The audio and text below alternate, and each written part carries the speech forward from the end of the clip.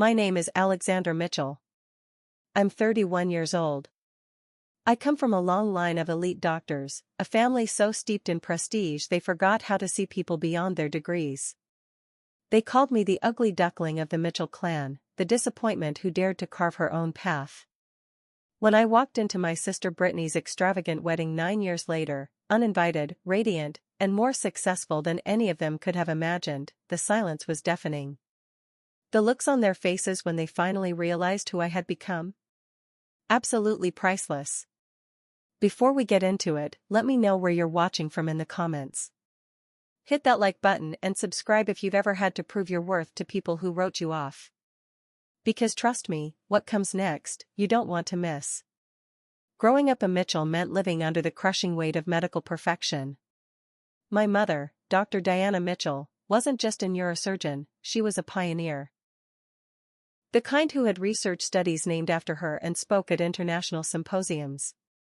My father, Dr. Robert Mitchell, held the title of Chief of Cardiology at Massachusetts General, just like his father and grandfather before him. In Boston's medical elite, the Mitchell name wasn't just respected, it was sacred. Our home in Beacon Hill felt more like a medical museum than a place to grow up. Instead of family photos, the walls were lined with framed diplomas, award plaques, and photos of my parents shaking hands with dignitaries in black tie attire. Dinner talk didn't include, "How was your day?" It was debates about surgical techniques and the latest medical journals. My older sister Brittany was the embodiment of everything my parents valued. Brilliant, poised, genetically blessed. She glided through pre-med, graduating summa cum laude, all while looking like she belonged on the cover of a magazine.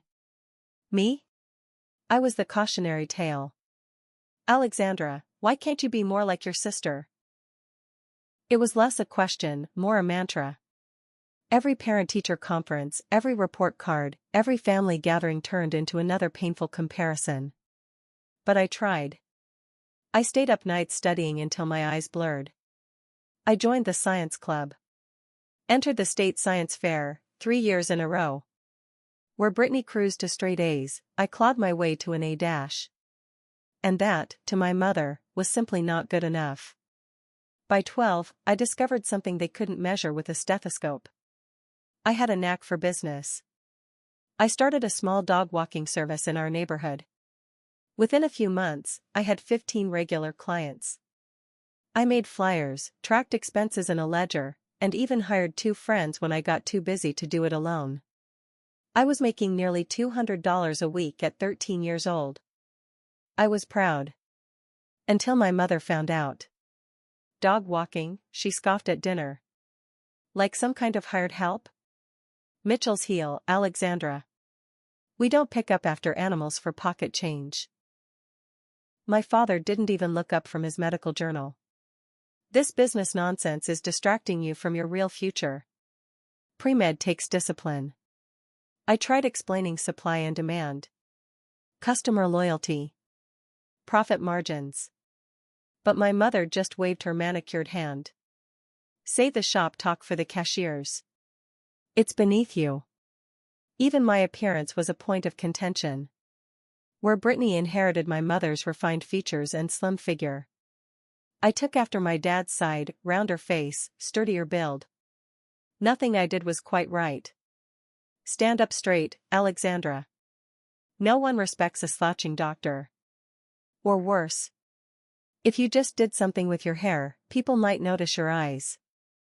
These little barbs were usually delivered right before a family gala or dinner with influential friends. Just in time to ensure I'd spend the evening painfully self-conscious. High school only widened the gap. Brittany graduated valedictorian and headed to Johns Hopkins on a fast track to surgical greatness. Meanwhile, I shined in economics and business electives. But my parents forced me into AP biology and organic chemistry. Courses I barely scraped through. The narrative was set. Brittany, the beautiful, brilliant heir to the Mitchell legacy. Me, the plain underachiever who couldn't carry the family name. At family functions, relatives would beam as they asked Brittany about her lab work or internships. Then turned to me with polite, pitying smiles. "Still figuring things out, Alexandra?" yes. But what they didn't know was that I was figuring out how to become unforgettable. By senior year, I had made a quiet decision that would change everything.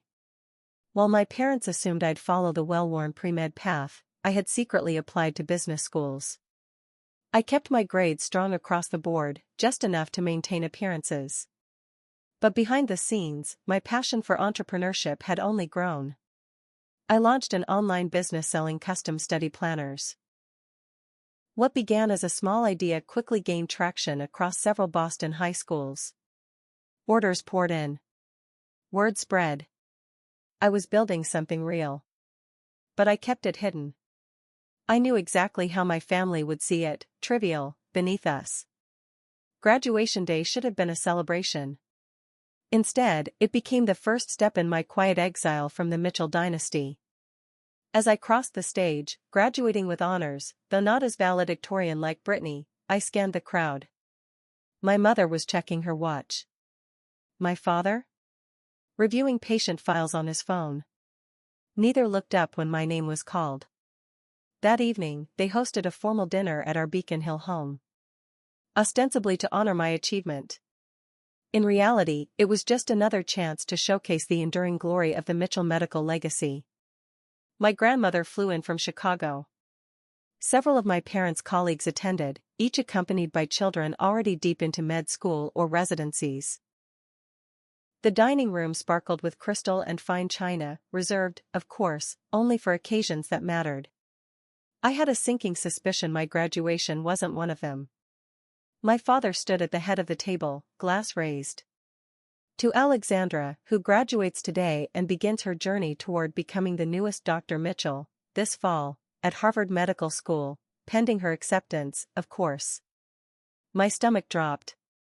They hadn't asked. They'd decided, assumed, and written the rest of the script for me. But I wasn't following it. The early acceptance letter from Wharton Business School sat folded in my pocket. I'd been carrying it all day, waiting for courage to catch up to conviction. This was it. My moment. Actually, I said, my voice steadier than I felt, I've decided to study business. At Wharton. I was accepted with a partial scholarship. Silence. My mother's champagne flute froze midair. My father's smile hardened into something brittle and cold. Brittany, home from med school for the occasion, smirked into her water glass. That's an unusual joke, Alexandra, my mother said finally, her tone clipped. Perhaps save the humor for after dinner. It's not a joke, I said, pulling out the letter and laying it gently on the table. I've been passionate about business for years. This is what I want. My father's face darkened to a dangerous shade. Put that away, he muttered through clenched teeth. We'll discuss this in private. But it was too late. My mother snatched the letter and read it with growing fury. This is unacceptable, she sputtered. No Mitchell has ever gone into trade. We are healers, not shopkeepers. Business isn't shopkeeping, Mother. I want to revolutionize healthcare from the inside. Improve hospital efficiency, reimagine patient care. Enough. My father's hand slammed against the table. Crystal rattled. You've embarrassed us enough for one evening. Aunt Patricia. My mother's sister and a renowned thoracic surgeon, leaned in to whisper to my grandmother, not quietly enough. Always was the odd one. Not really Mitchell material, if you know what I mean. My cousin Thomas, already in residency at 24, gave me a condescending smile. Well, medicine's not for everyone, I guess. Some people just don't have the intellectual stamina. The dinner unraveled after that. My parents maintained a cold, performative politeness until the guests departed. But I could feel the fury simmering beneath the surface. And when the last door finally closed, the storm broke. How dare you? My mother spat, spinning toward me. How dare you make a spectacle like that? Do you have any idea what people will say? The Mitchell daughter peddling goods instead of saving lives? I'm not peddling anything, I said, holding my ground. Business school teaches. I don't care what it teaches, she shouted, her composure crumbling. No daughter of mine will waste her life chasing profit instead of purpose. My father stepped in, measured and cold. Let me be clear, he said, adjusting his glasses. Our family has paid for generations of medical education. We will not fund some commercial gamble. If you insist on pursuing this foolishness, you will do it without our support. Fine, I said, the tears brimming but unshed. I have a scholarship. I'll work for the rest. It's not just about money, my mother snapped. It's about our name. Our reputation. If you walk this path, you do so as someone other than a Mitchell. And then Brittany, who'd been enjoying the spectacle like theater, finally spoke.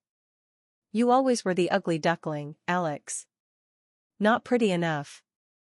Not smart enough for medicine. Maybe selling things is more your speed.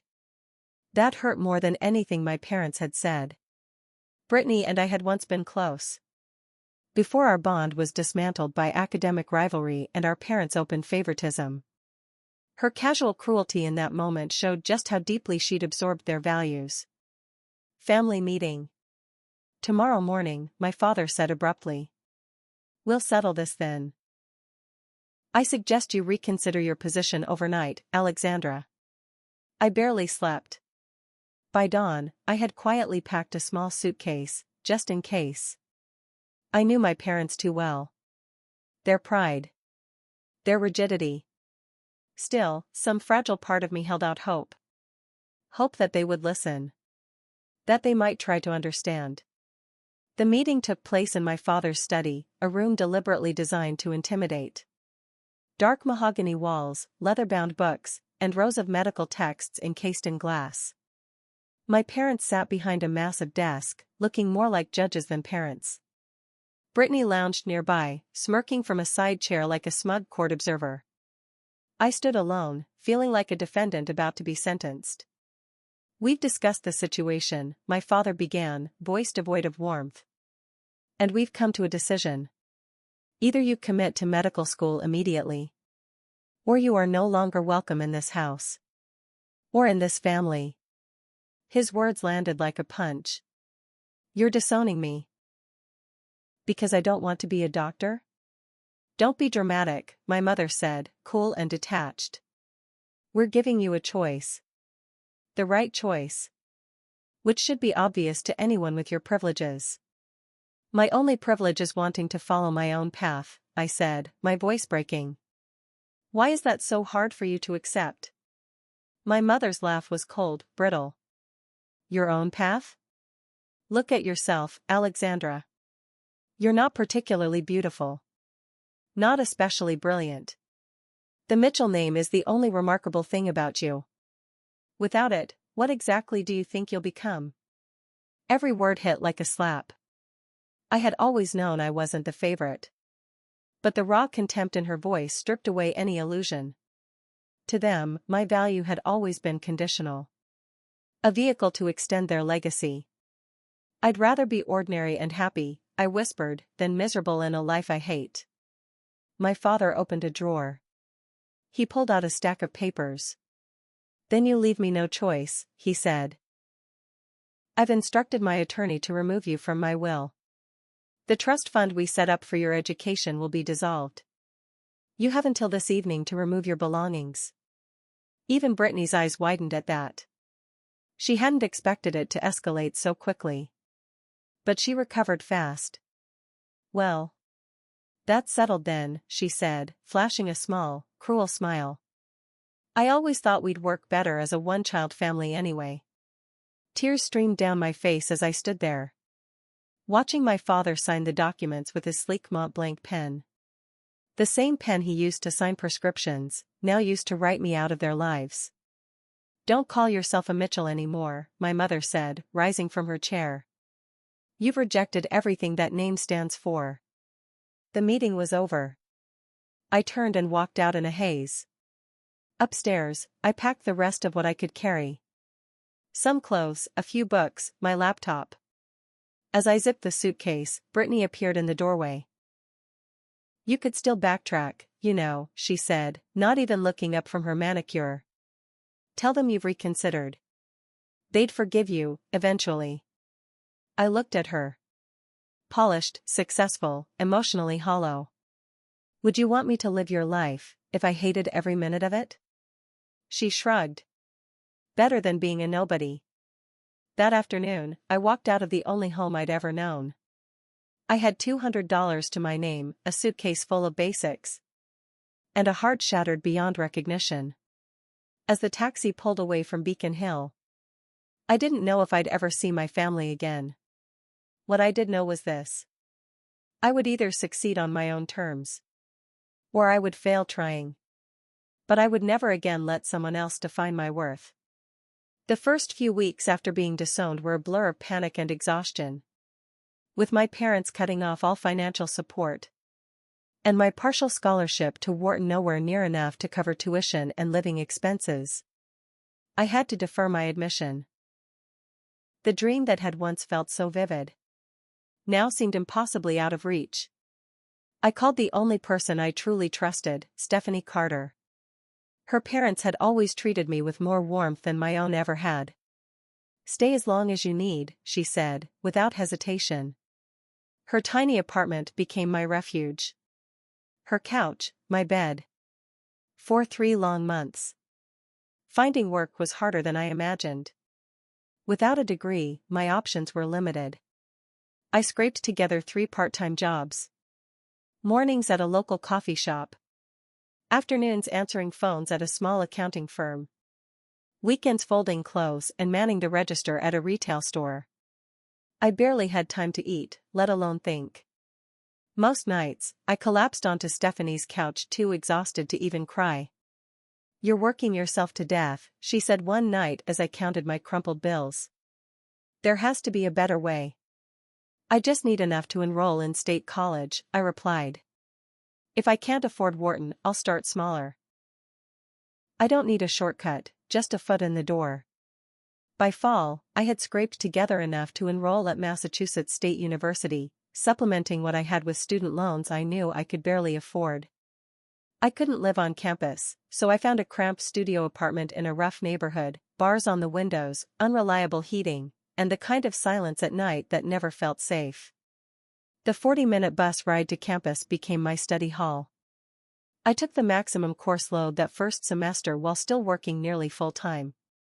I survived on instant noodles, black coffee, and raw determination. Most nights, I studied until my vision blurred. When other students griped about deadlines and unfair professors, I stayed quiet. They didn't understand what it meant to have no safety net. No backup plan. No one to call. During a business management course, I caught the attention of Professor Williams, a former venture capitalist who had pivoted to teaching after a lucrative career.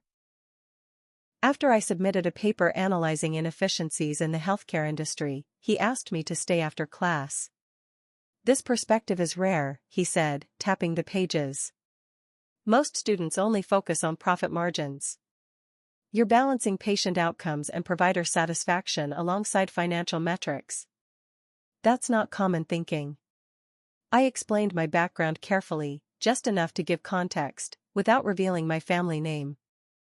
Healthcare is broken in ways that go beyond dollars, I told him. Administrative overload is crushing the time doctors can actually spend with patients. He nodded slowly. From that day on, he became my mentor. Where my family had dismissed my ideas as naive, he saw something valuable in my outside perspective. The best innovations often come from outsiders, he once told me. They see what insiders have grown blind to. By junior year, I had developed the early concept for what would eventually become my company. A software platform that streamlined administrative tasks for medical professionals and integrated patient data more efficiently. Ironically, the very family who had disowned me gave me the blueprint for it. I had grown up listening to them complain about paperwork robbing time from actual care. I graduated at the top of my class, despite working nearly full-time the entire way through. That night, instead of attending a celebratory dinner with proud parents, I sat alone in my slightly improved but still modest apartment. No balloons. No champagne. Just textbooks, business plans, and the quiet hum of my laptop. I allowed myself one night of self-pity. Then I got back to work. With Professor Williams' help, I secured a small business loan, backed by his personal guarantee. I've invested in dozens of startups, he said. None had a founder as relentless as you. The early days were brutal. I worked out of a shared incubator space and slept on a futon in the corner to save money. Every investor pitch was met with the same dismissal. Healthcare's too regulated for real disruption. You don't have the network to get into hospital systems. Each rejection only hardened my resolve. I fine-tuned the prototype, brought on 2 gifted programmers by offering equity, and started small, targeting independent clinics that big tech firms ignored. Bit by bit, we built a client base and gathered hard data. Our software reduced administrative workload by 34%, and billing errors dropped 27%. 2 years in, we got our break. A mid-sized hospital group, under financial strain, agreed to pilot our system. Within 6 months, their admin costs dropped. Patient satisfaction scores rose. They became our biggest champions, opening doors to larger healthcare networks. Our first major investor followed soon after. A healthcare-focused venture fund that offered $2 million for a 15% stake. That moment was about more than the money. It was validation. Proof that what I'd built mattered. With proper funding, we expanded the team, enhanced the platform, and moved out of survival mode. But I didn't change much. I still lived in the same apartment. Still drove the same used car. Still worked like bankruptcy was right around the corner. The fear I'd carried since being cut off never really left me. It shaped everything. Stephanie remained my emotional anchor. She had seen me at my worst, when I had nothing. "When are you going to admit you're succeeding?" she asked one night, after we landed our 3rd major client. "You've already proven them wrong." But by then, it wasn't about proving my family wrong. Somewhere in the fight, my purpose had shifted. I believed in what we were building. Not as revenge, but as real, human change. We weren't just creating software. We were making healthcare more humane. For both patients and providers. As our success grew, so did the need to confront things I'd been pushing down. I started therapy. Not because I was falling apart. But because I finally had the space to look inward. "Your achievements won't heal the wounds of rejection," Dr. Lawson told me. "That requires a different kind of work." She was right.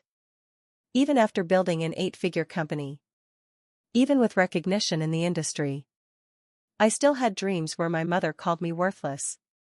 Where my father quietly erased me from the family with the stroke of his Mont Blanc pen. External success couldn't patch internal scars. But it gave me the tools to begin the healing. 5 years after walking out of my childhood home with nothing but a suitcase. I was no longer a disowned, couch-surfing dropout. I was the CEO of a thriving healthcare tech company. I had built something that mattered. Without the Mitchell name. Without their money. I had proven I could survive without them. But now, a harder question loomed. Could I truly thrive, while still carrying the weight of their rejection? That reckoning still awaited me. Because even as medtech innovations grew into a recognized industry disruptor, our system being rolled out in hospital networks nationwide, there was one final transformation I hadn't made yet. Becoming whole. Not in spite of where I came from, but because I chose something different. The software I had first envisioned as a college student, once a rough concept sketched in the margins of a notebook, was now saving hospital systems millions, while measurably improving patient outcomes. It was the perfect fusion of business insight and healthcare impact, exactly the kind of vision I had once tried to explain to my dismissive parents, who couldn't see past their rigid definition of success. When a major hospital conglomerate acquired our platform for use across their 83 facilities, our company's valuation soared past $500 million. I remained the majority shareholder. Professor Williams, along with our earliest employees, still held significant stakes, proof that loyalty and belief in the long game mattered. Financial publications began to take notice. Forbes included me in their 30 under 30 list for healthcare innovation. The irony wasn't lost on me. I'd been cast out for refusing to become a doctor. Yet here I was, transforming healthcare in ways no single physician ever could. Our platform had reduced medication errors by 43% across participating hospitals. It freed up an average of 72 minutes per clinical provider each day. Time that returned to patients, not paperwork. With financial security came a physical transformation too. No longer juggling 3 jobs or surviving on instant noodles, I could finally prioritize my health. I hired a personal trainer, learned proper nutrition, and established a consistent routine. The exhausted, hollow-eyed girl who left home had evolved into a woman who carried herself with quiet confidence. I didn't chase perfection. I embraced strength. I invested in a wardrobe that reflected executive presence, subtle, tailored, never flashy. I stopped fighting my naturally wavy hair and instead learned to style it with ease. My makeup routine became simple, intentional, enhancing, never hiding. These choices weren't about finally meeting my mother's impossible standards. They were about showing up in spaces, boardrooms, investor pitches, healthcare panels, where appearance, unfortunately, still shaped perception. But this time I was doing it for myself. "You've blossomed," Stephanie said during one of our rare, quiet dinners. "But not just on the outside, that's stunning, too. It's how you carry yourself now. Like you know who you are." She was right. Success had given me what my family never did. The confidence to be fully, unapologetically myself. Without the constant measuring stick of Brittany's perfection, I had found my own strengths. Strategic thinking. Empathetic leadership. And relentless, results-driven problem-solving. As the company's impact grew, so did media interest. Business journals wanted profiles. Healthcare publications requested interviews. And sooner or later, they always asked about my background. "Your insights into clinical systems are unusually sharp for someone without medical training," one journalist noted. "Where does that perspective come from?" I developed a well-practiced response. "I grew up surrounded by medical professionals," I'd say. I saw firsthand both their passion and the frustrations they faced working within broken systems. It wasn't a lie. But it allowed me to protect my privacy without betraying my truth. I never brought up my family. Not to criticize them. Not to trade on their name. My success stood on its own. Occasionally, distant relatives or old acquaintances reached out after seeing my name in a magazine. "Your parents must be so proud." They'd write, blissfully unaware of the rift. I never responded. I had no desire to perpetuate a lie. And no need to reopen wounds that had finally begun to scar over.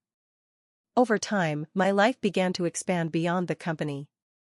I developed deep friendships with fellow entrepreneurs, people who understood the pressure of building something from the ground up. I began volunteering with organizations supporting first-generation college students. In them, I saw the same fierce determination that had carried me through nights on a borrowed couch, counting crumpled bills and chasing a dream no one believed in.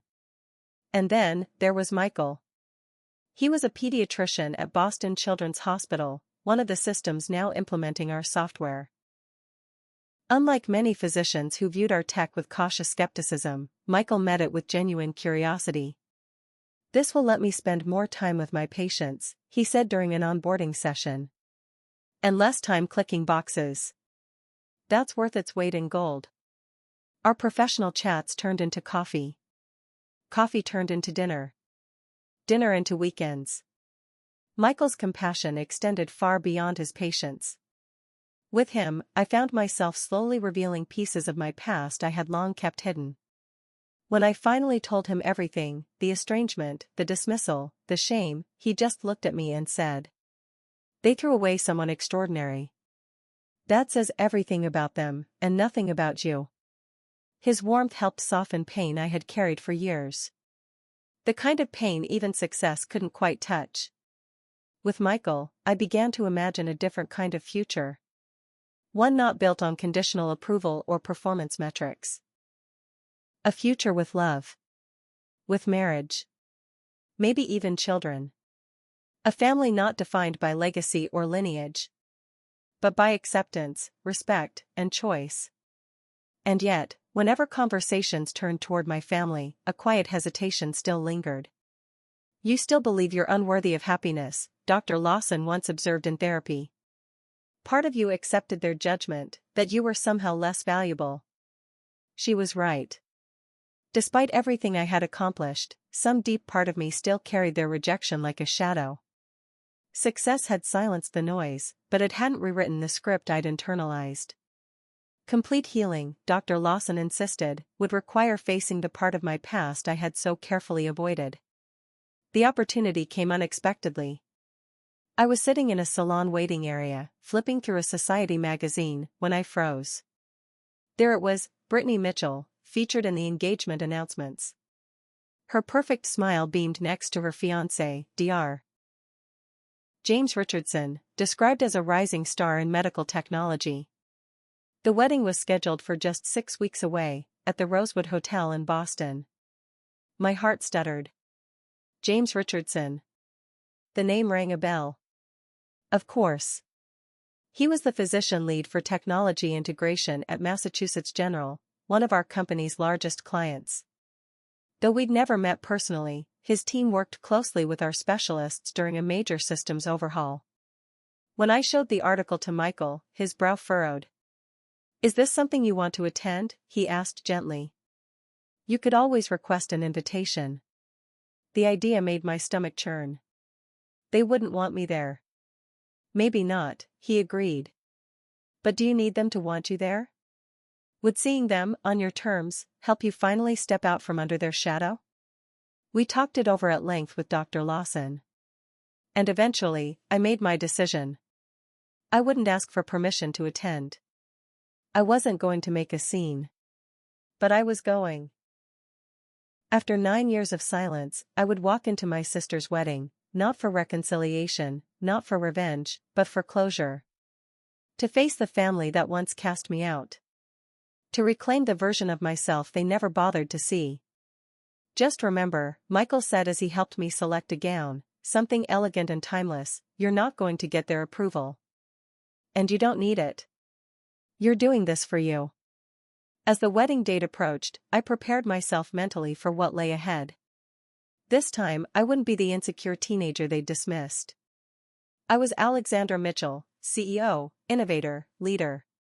Whatever happened at the Rosewood Hotel, I would finally stand in front of them not as their failure, but as someone they no longer had the power to define. The Rosewood shimmered that night with curated elegance. Valets in crisp uniforms directed a steady stream of luxury vehicles. Doormen welcomed guests in evening gowns and tailored suits. I sat parked across the street, heart racing as I watched the scene unfold. "You don't have to do this," I whispered, gripping the steering wheel. 9 years had passed. I could drive away, return to my life, and continue building something extraordinary. Without ever reopening this wound. But deep down, I knew Dr. Lawson had been right. Until I faced this, some part of me would always remain unfinished. I glanced at the mirror. The woman staring back at me was no longer a girl escaping rejection with a single suitcase. My hair flowed in soft waves. My face had settled into its structure, refined and sure. The gown I wore was subtle but unmistakably designer. A quiet signal of success, not a cry for attention. I stepped out of the car, handed the keys to the valet, and walked toward the entrance with the kind of poise no one could gift you, you had to earn it. Inside, the ballroom was a vision of white orchids, crystal chandeliers, and the hum of polite conversation. According to the sign in the lobby, the reception was already underway. I blended in without a glance. I had no physical invitation, but I wore one in my posture, my presence, and the confidence that came from no longer needing anyone's permission to exist. The room shimmered. Hundreds of guests mingled, sipping champagne, waiting for the bride. I slipped toward the edge of the room, beside a towering floral arrangement, surveying the scene. Familiar faces dotted the crowd, distant relatives, old family acquaintances, medical colleagues of my parents. Then I saw her. Dr. Diana Mitchell, my mother, stood among a circle of admirers, graciously accepting congratulations on her daughter's marriage into yet another prestigious medical family. She had aged, more lines around her mouth, more gravity in her expression. But the imperious posture remained. Every inch the untouchable matriarch. My father stood nearby, silver-haired and stately in his tuxedo, looking every bit the legacy he had spent his life curating. A hush fell over the ballroom. The bride had arrived. All eyes turned to the grand entrance, where Brittany stood poised on our father's arm. She was breathtaking. The couture gown hugged her figure like it had been sewn onto her bones. Her hair swept into a graceful updo, the family diamonds catching the light at her throat. She looked every bit the perfect daughter. The obedient one, the heir to the Mitchell name. Her expression was serene, satisfied. As if she had done everything right. And perhaps, by their standards, she had. I watched in silence through the ceremony and the initial toasts. Unseen. Unacknowledged. Until. Alexandra? I turned at the familiar voice. An elderly great-aunt was peering at me, squinting through her glasses. Alexandra Mitchell, is that you, dear? Before I could speak, my mother's head snapped in our direction with radar-like precision. Her eyes narrowed, first in confusion, then in unmistakable horror. She abandoned her conversation mid-sentence and cut through the crowd, moving with purpose. "What is this defect doing here?" she hissed, low but venomous, when she reached us. "You are not welcome." Great-aunt Harriet, who had recognized me moments earlier, blinked in stunned confusion and backed away quietly. My mother grabbed my arm with startling force, attempting to steer me toward the exit. I gently but firmly peeled her hand away. "Hello, Mother," I said, my voice calm. "You're looking well." Her eyes raked over me, taking in the elegant dress, the confident posture, the unmistakable markers of success that now shaped the woman she'd once cast out. For the briefest moment, her expression faltered, confusion flickering behind the anger, before hardening again. "Security," she snapped to a nearby staff member. "We have an uninvited guest." The commotion began to draw attention. Heads turned. Conversation stalled. And then Brittany appeared. She pushed through a ring of onlookers, her wedding gown rustling with each irritated step. The joy she'd worn just moments ago evaporated the instant she saw me. "You weren't invited," she said flatly. "How dare you try to ruin my day?" "I'm not here to ruin anything," I replied. "I came to offer congratulations, after 9 years of silence." She scoffed. "You disappeared without a word. And now you just show up?" She turned to the staff again. "Security. Please remove her." A hotel security officer approached, looking clearly uncomfortable. As he reached for my arm, another voice cut through the rising tension. "Stop right there." A tall, composed man in a tailored tuxedo strode toward us, Dr. James Richardson, Brittany's new husband. He looked between me, Brittany, and my mother, eyebrows furrowing. "What's going on here?" he asked. "Just removing an uninvited guest, darling," Brittany said quickly, slipping her arm into his. "Nothing to worry about." James's gaze lingered on my face. Recognition slowly dawned. "Wait a minute," he said. "Aren't you?"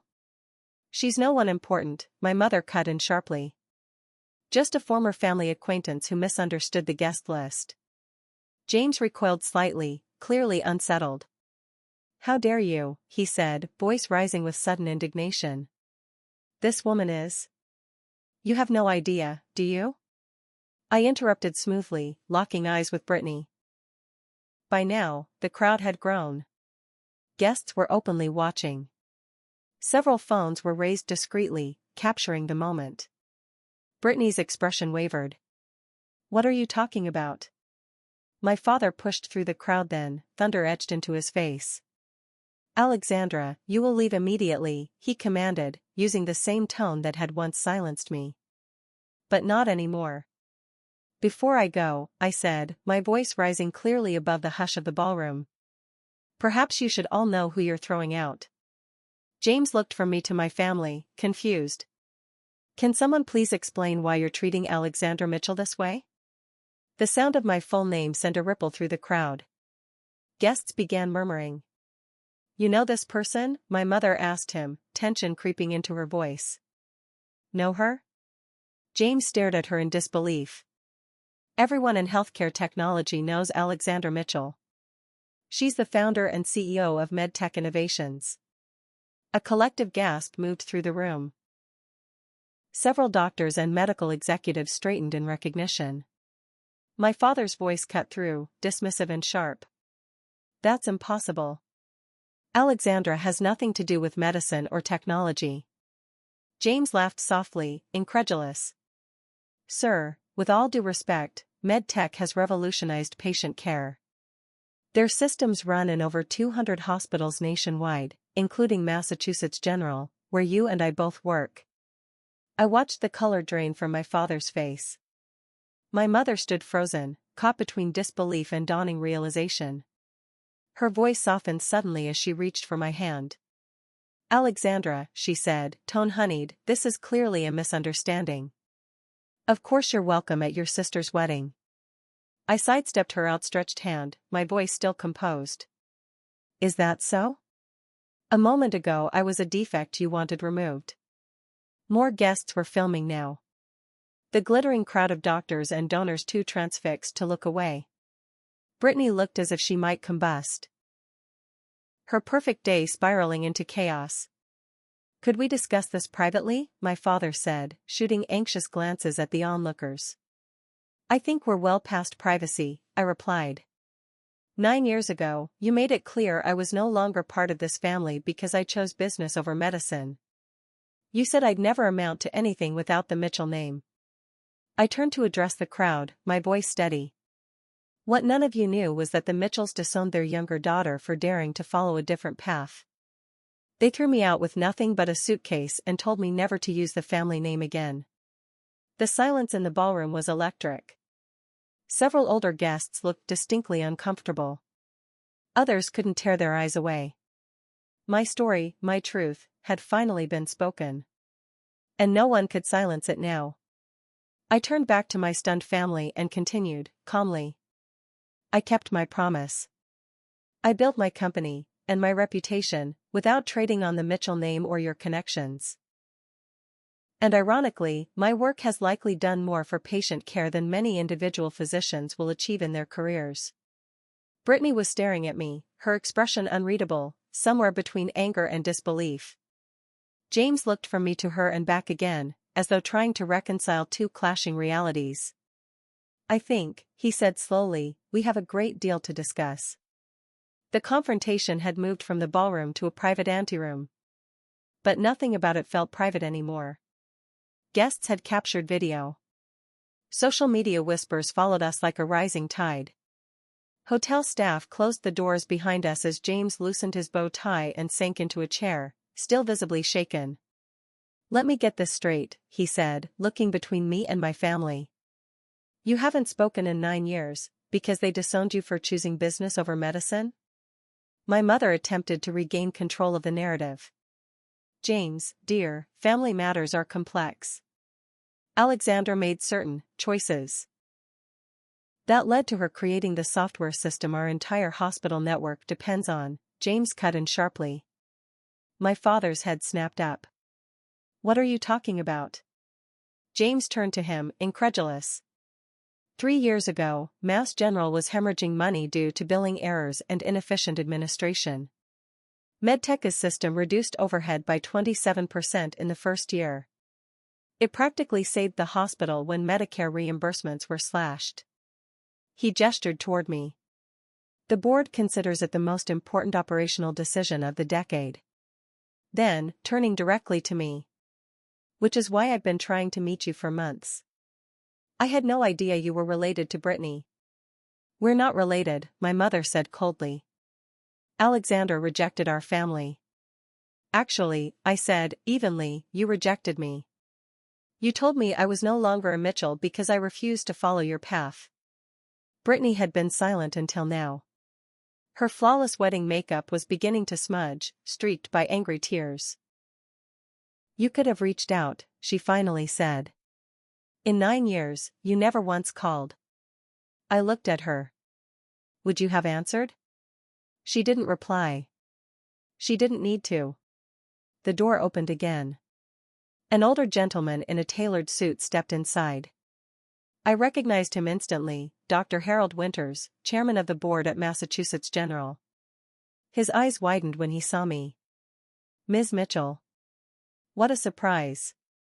He looked around the tense room, clearly sensing the charged atmosphere. Is everything all right?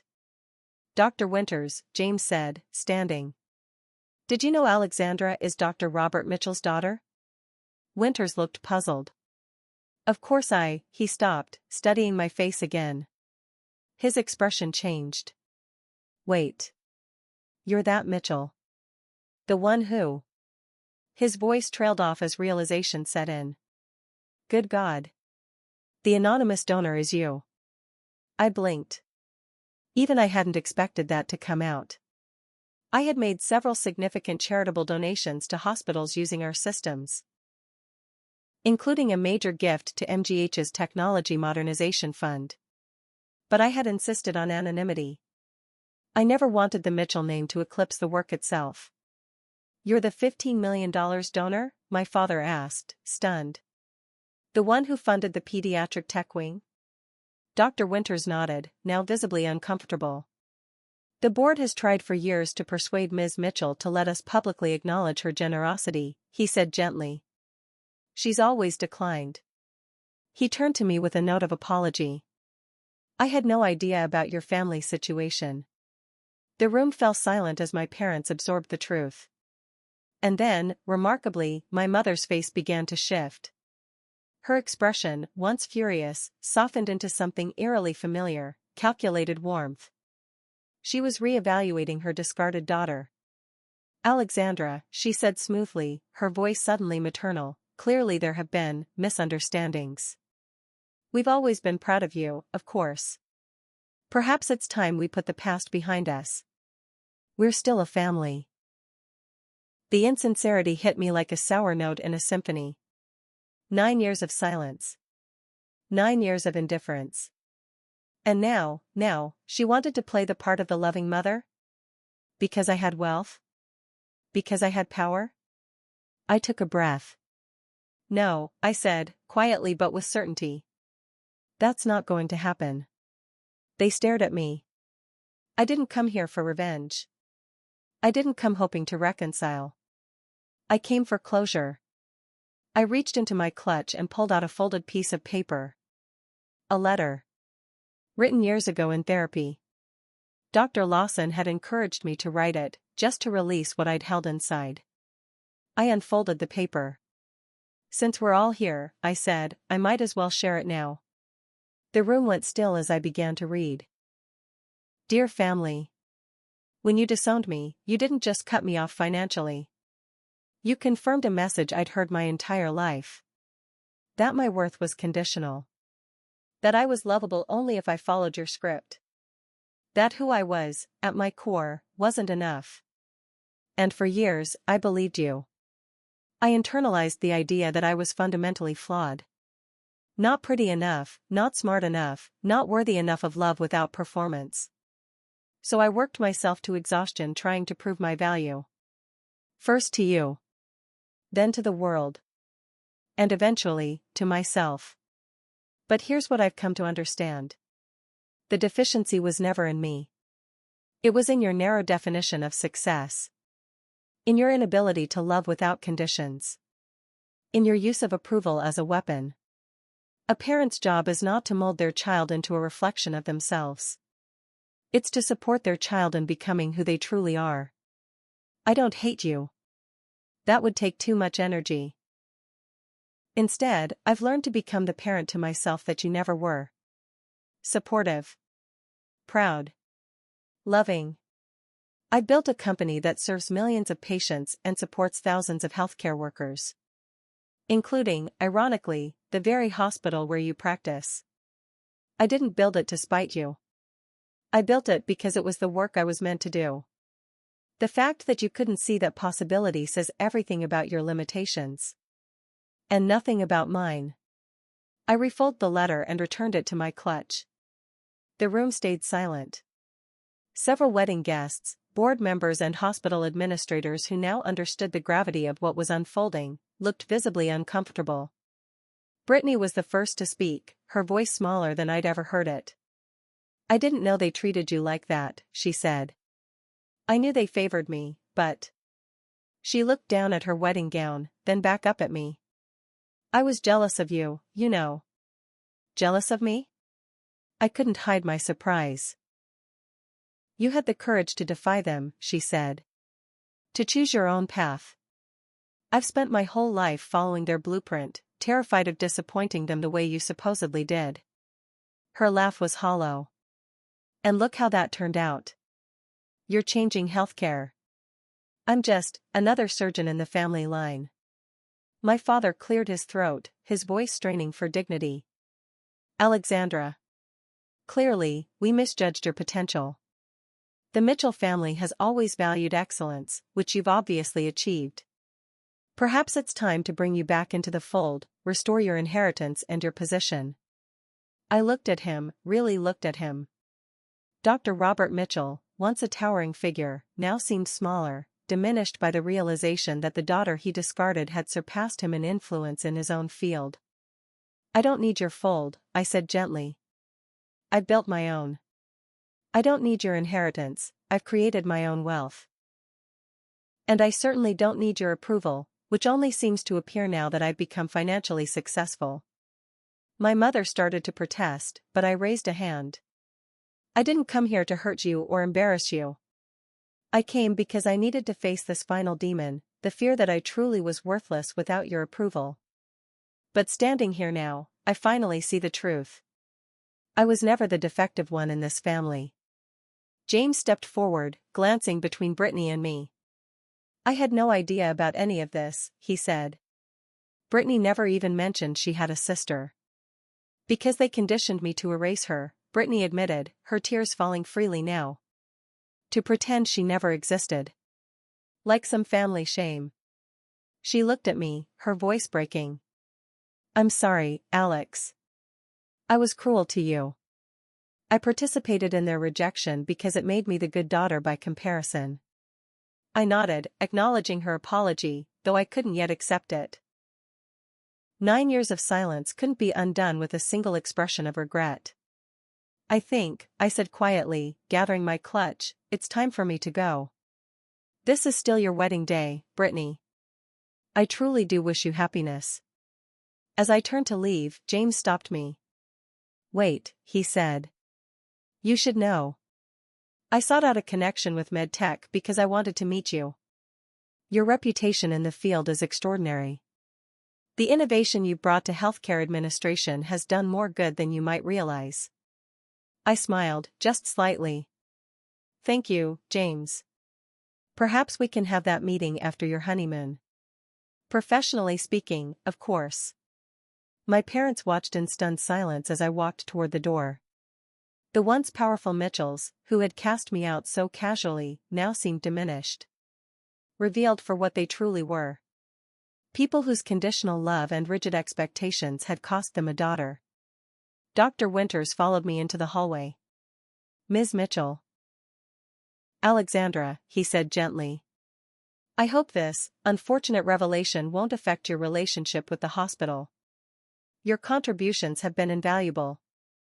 The hospital's mission is separate from my family drama, I assured him. My commitment to improving patient care hasn't changed. As I stepped into the hotel lobby, I felt lighter than I had in years. The confrontation hadn't ended with a tearful reunion or dramatic forgiveness. There had been no last-minute reconciliation, no sudden embrace. But something far more valuable had taken place. Truth. The truth that I had succeeded not in spite of being cast out, but perhaps because of it. The truth that their rejection had freed me to become someone they couldn't have imagined. Outside, the cool evening air filled my lungs. I spotted Michael waiting by his car, exactly where he promised he'd be. His face lit up with relief as soon as he saw me. He opened the passenger door and asked, gently, "How did it go?" I took one last look at the gleaming hotel, where the remains of my former family were no doubt scrambling to contain the reputational fallout. "It went exactly as it needed to," I said aloud, more to myself than anyone else. Then I stepped into my future, leaving the past where it belonged, behind me. Michael's car pulled away from the Rosewood Hotel, carrying me from the epicenter of the familial earthquake I had just triggered. The magnitude of what had occurred was still settling into my bones. After 9 years of silence, I had confronted my family, not as the discarded, unworthy daughter they once saw, but as a woman whose success they couldn't ignore, diminish, or control. "You're very quiet," Michael said gently, glancing over at me. "Are you okay?" I considered the question seriously. Was I okay? The confrontation had been raw, tangled, and deeply human. There were no cinematic flourishes, no dramatic takedowns, no tearful reconciliation. Just uncomfortable truth. My family's naked calculation when they realized who I'd become. Brittany's unexpected confession of jealousy. The public unraveling of the Mitchell family myth. "I think I am," I finally answered. Not triumphant. Not devastated. Just free. Michael reached across the console and squeezed my hand. "Freedom looks good on you." In the days that followed, the ripples from the wedding confrontation spread quickly through Boston's medical and social circles.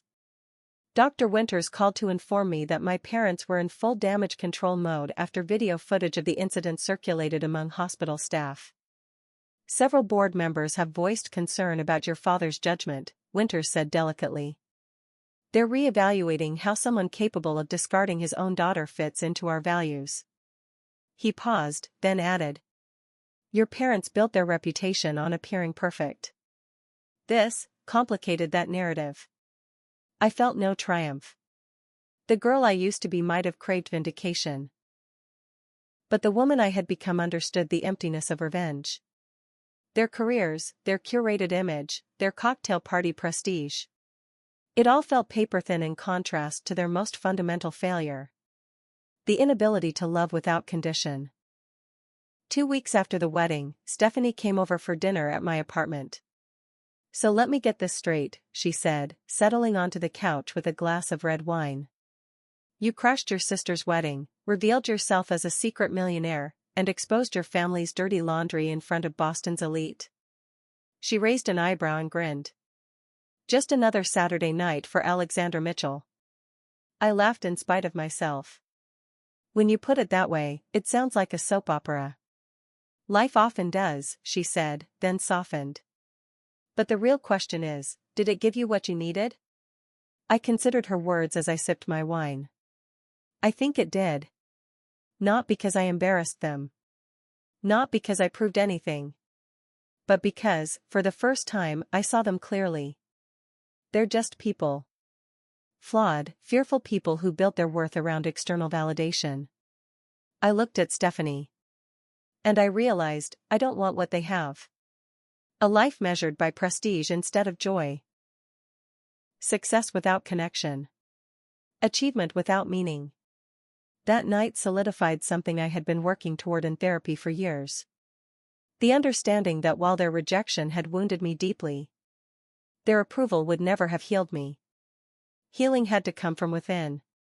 From choosing a life aligned with who I truly am. Not the version they demanded. In the months that followed, I channeled that clarity into action. Medteca continued to thrive, but I stepped back from the day-to-day, trusting my executive team with operational leadership. I created space for something deeply personal. The Fresh Start Foundation. A nonprofit offering scholarships and mentorship to young people who, like me, had been rejected by their families for choosing a different path.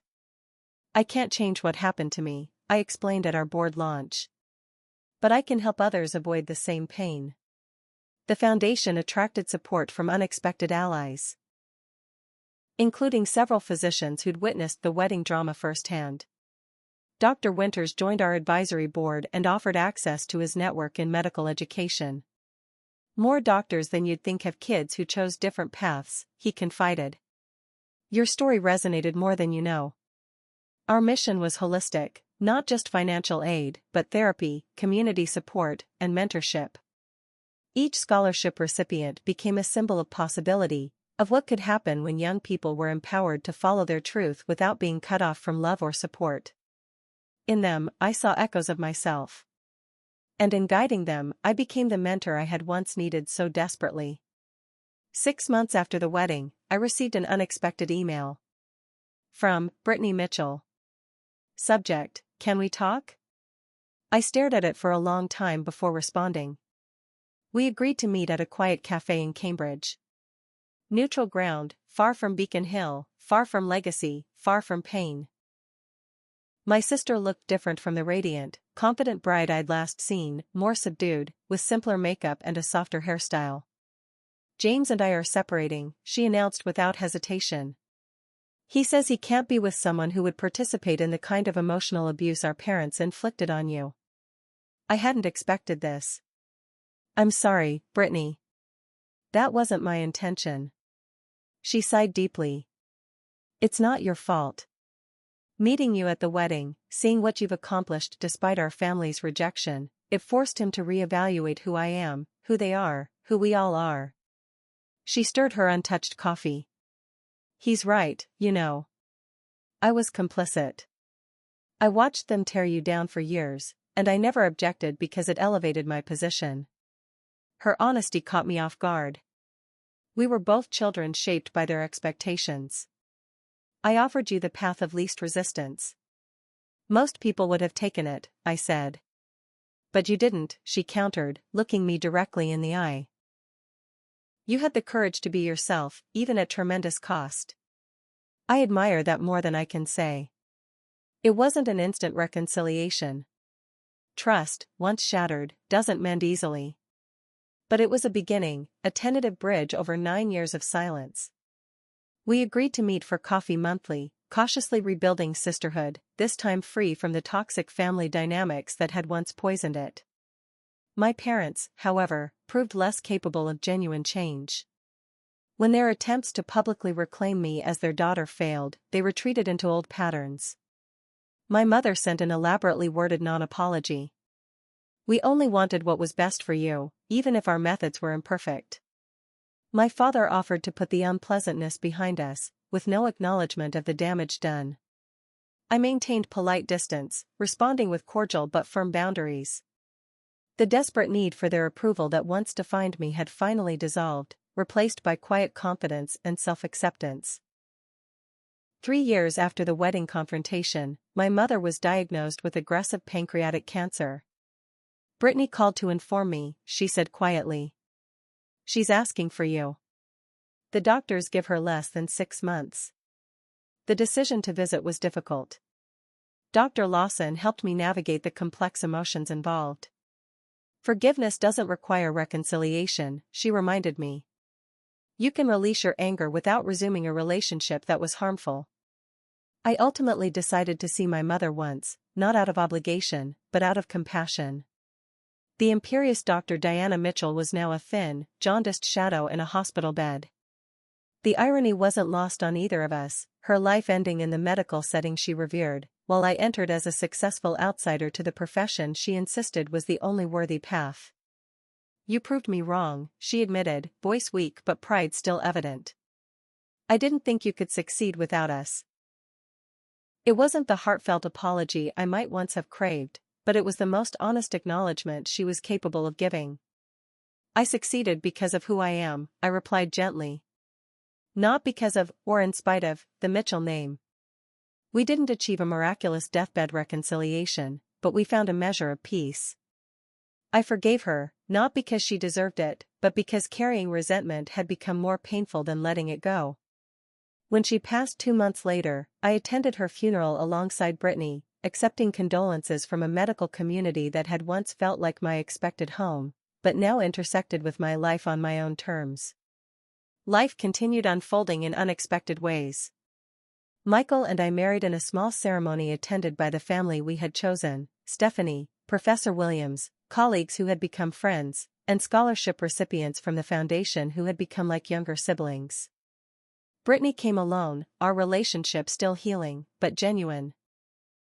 Medteca expanded internationally, and I accepted speaking engagements, not just to share business insights but life lessons about authenticity and resilience. I never publicly disparaged my family, but I didn't hide my story either. It shaped me, but it no longer defined me. The greatest freedom, I told graduates during a commencement address, comes not from proving others wrong, but from releasing the need for their validation altogether. Success isn't measured by titles, wealth, or status, but by the courage to live authentically, even when it comes at great cost. Looking back, from that devastated teenager leaving home with a single suitcase to the woman I've become, I finally accepted a painful truth. My family's rejection, while traumatic, ultimately freed me to discover my authentic self. Had they accepted my choice to study business, I might have spent a lifetime seeking their approval, measuring my worth through their narrow lens. Instead, their complete abandonment forced me to build, from scratch, not just a career or financial security, but an identity rooted in self-acceptance rather than external validation. The family I created through friendship, love, and mentorship offered something my biological family never had: unconditional support for my authentic self.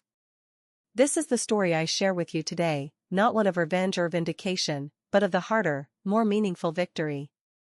Self-reclamation. If you're watching and feeling rejected, underestimated, or forced to choose between authenticity and acceptance, know this: the path of true self is always worth the journey, however difficult. Have you ever had to choose between being true to yourself and pleasing others? Share your story in the comments below. If this resonated with you, please like this video and subscribe for more authentic life journeys. Remember, family isn't always defined by blood, sometimes it's the people who love us exactly as we are. Thank you for listening, and may you find the courage to write your own story, no matter who tries to edit it.